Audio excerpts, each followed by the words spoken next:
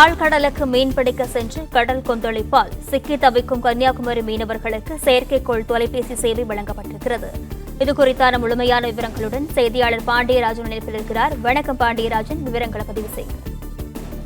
வங்கக்கடல் மற்றும் அரபிக்கடல் பகுதிகளில் இருக்கக்கூடிய அந்த குறைந்த காற்றழுத்த தாழ்வு பகுதியான சூழல் ஏற்பட்டிருக்கிறது. மீனவர்களுக்கான எச்சரிக்கை என்பது வானிலை ஆய்வு மையம் மூலமாக நேற்று அறிவிப்பு கொடுக்கப்பட்டிருந்தது.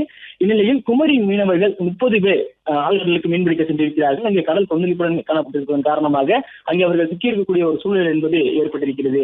இந்நிலையில் குமரி மீனவர்கள் 30 பேருக்கும் செயற்கைக்கோள் தொலைபேசி சேவை வாயிலாக அவர்களை தொடர்பு கொள்வதற்கான ஏற்பாடுகள் செய்யப்பட்டிருப்பதாக தகவல் சொல்லப்பட்டிருக்கிறது.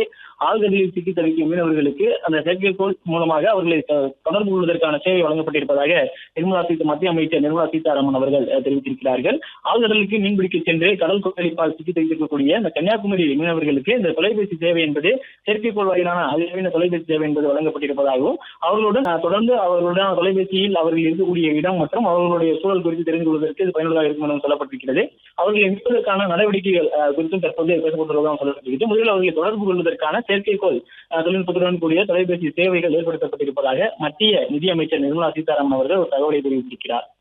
பிளே ஸ்டோர் மற்றும் ஆப் ஸ்டோரில் இருந்து பாலிமர் செயலியை QR கோடு மூலம் பதிவிறக்கம் செய்யுங்கள். செய்திகளை உடனுக்குடன் பெறுங்கள்.